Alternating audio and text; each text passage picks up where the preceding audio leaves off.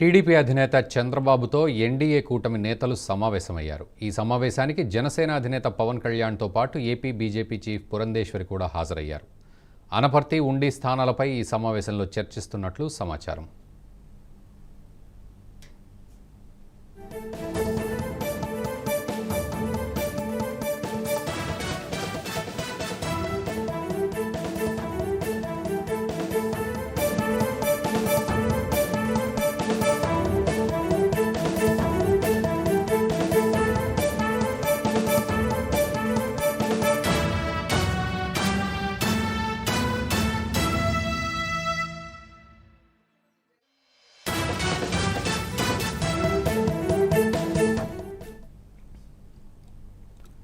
TDP అధినేత చంద్రబాబుతో NDA కూటమి నేతలు సమావేశమయ్యారు. ఈ సమావేశానికి జనసేన అధినేత పవన్ కళ్యాణ్తో పాటు ఇటు ఏపీ బీజేపీ చీఫ్ పురంధేశ్వరి కూడా హాజరయ్యారు. అనపర్తి, ఉండి స్థానాలపై ఈ సమావేశంలో చర్చిస్తున్నట్లు సమాచారం.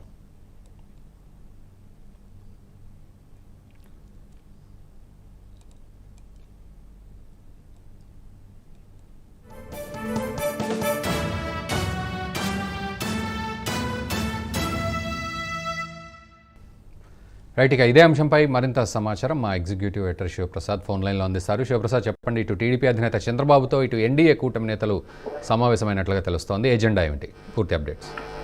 ప్రధానంగా అంటే ఇవాళ ఈ భేటీకి సంబంధించినంత వరకు ఓట్ ట్రాన్స్ఫర్మేషన్ అనేది ప్రధానమైనటువంటి అంశంగా చర్చ సాగుతుంది. బీజేపీ, జనసేన అలాగే టీడీపీ ఈ మూడు పార్టీల మధ్య ఉండేటటువంటి ఈ నాయకులు ఈ వ్యక్తిగతమైనటువంటి వైరుధ్యాలు కానీ లేకపోతే సీట్లు రాకపోవడం వల్ల ఏర్పడినటువంటి వైరుధ్యాలు కానీ వీటన్నిటిని పక్కన పెట్టి ఎన్ని నియోజకవర్గాల్లో ఎంత చేస్తున్నారు, అంటే ఎంతవరకు వీళ్ళు కలిసి పనిచేస్తున్నారు, ఎంతవరకు సయోధ్యత ఉన్నారు, తదితర అంశాలన్నీ కూడా ప్రధానంగా ఈ రోజు చర్చలో భాగస్వామ్యం తీసుకునే పరిస్థితి ఉంది. వాటన్నిటి గురించి కూడా మాట్లాడుకుంటున్నారు. అట్లాగే అనపర్తి, ఉండి రెండు నియోజకవర్గాలకి సంబంధించినటువంటి అంశంలో వాటి రెండు సీట్లకి సంబంధించినటువంటి సర్దుబాటు అంశంలో కూడా చర్చ జరుగుతున్నట్టుగా సమాచారం. ఏదేమైనా ఇంతవరకు అంటే అందరూ కలిసి కూర్చుని సమావేశమైనటువంటి సందర్భాలు చాలా తక్కువ ఉన్నాయి, అంటే దాదాపు లేవనే చెప్పవచ్చు.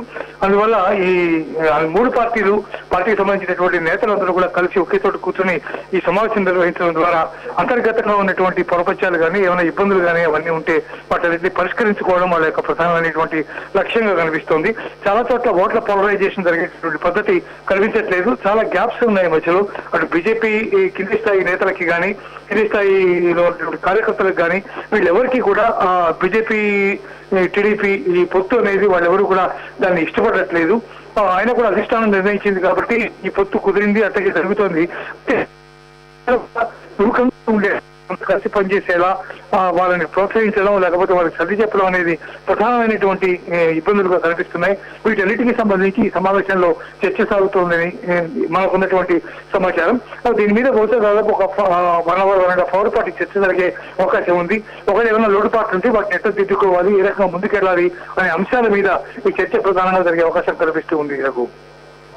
అనపర్తి, ఉండే స్థానాలపై కూడా ఈ సమావేశంలో ఒక క్లారిటీ వచ్చే పరిస్థితులు ఉన్నాయా? అండ్ మీరు అన్నట్టు ఓట్ పోలరైజేషన్ అసంతృప్తులన్నీ కూడా పూర్తిగా క్లియర్ అయ్యే పరిస్థితి ఉంటుందా ఈ సమావేశం తర్వాత?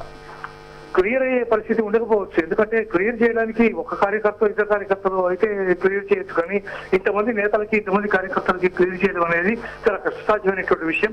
ఏదైనా అంటే ఆ దిశగా ప్రయత్నం అయితే జరుగుతుంది. మొత్తానికి అనపర్తి, ఉండి రెండు స్థానాలు కూడా డిఫరెంట్ ఆస్పిరెంట్స్ ఆ రెండు చోట్ల కూడా ఉన్నారు. ముఖ్యంగా రఘురామకృష్ణరాజు ఎవరైతే టీడీపీలో జాయిన్ అయ్యి ఆయన టికెట్ ఆశిస్తున్నారో, ముఖ్యంగా ఆయన పార్లమెంట్ యాక్టివ్ ఆశించారు, కానీ నరసాపురం ఇప్పటికే బీజేపీకి వెళ్ళిపోయింది కాబట్టి నరసాపురం ఆల్రెడీ ఎంపిక చేశారు కాబట్టి ఆ స్థానంలో మళ్ళీ రఘురామకృష్ణరాజు పేరుని ప్రకటించే అవకాశం లేదు. ఆ దాని మీద ఆయన టీడీపీలో జాయిన్ అయ్యారు ఒక 1 రోజుల క్రితం. ఆయనకి ఉండి ఈ స్థానాన్ని ఇవ్వాలనేది ప్రధానమైనటువంటి ప్రతిపాదనగా ఉన్నట్టు సమాచారం. అందువల్ల దానికి సంబంధించినటువంటి చర్చ సాగుతోంది. అలాగే అనపర్తి టికెట్ విషయంలో కూడా చాలా కాంట్రవర్షియల్ పరిస్థితులు ఏర్పడ్డాయి. అక్కడ తీవ్ర వ్యతిరేకత ఏర్పడింది. ఆ రెండు స్థానాల గురించి ప్రధానంగా చర్చించేటటువంటి అవకాశం కూడా కనిపిస్తుంది నాకు. Thank you very much Sivaprasad.